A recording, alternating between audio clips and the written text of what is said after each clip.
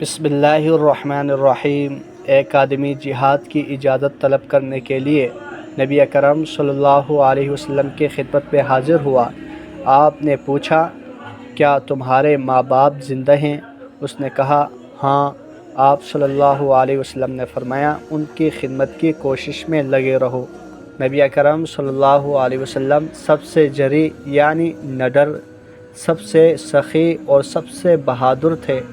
ایک رات مدینہ والے گھبرا گئے۔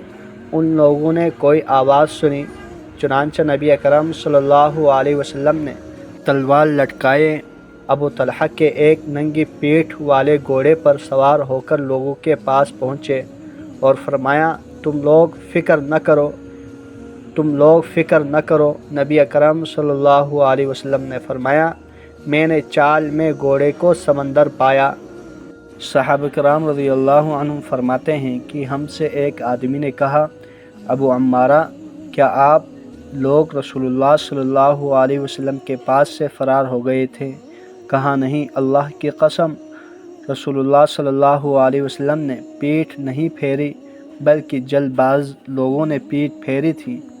قبیلہ حوازن نے ان پر تیروں سے حملہ کر دیا تھا۔ رسول اللہ صلی اللہ علیہ وسلم اپنے خچر پر سوار تھے۔ ابو سفیان بن حارث بن عبد المطلب خچر کی لگام تھامے ہوئے تھے اور رسول اللہ صلی اللہ علیہ وسلم فرما رہے تھے، میں نبی ہوں، جھوٹا نہیں ہوں، میں عبد المطلب کا بیٹا ہوں۔ اللہ جل شانہ سے دعا ہے، جتنی احادیث مبارکہ پڑھی سنی ان پر عمل کرتے ہوئے دوسروں تک پہنچانے کی توفیق عطا فرمائیں۔ جزاکم اللہ خیرا کثیرا۔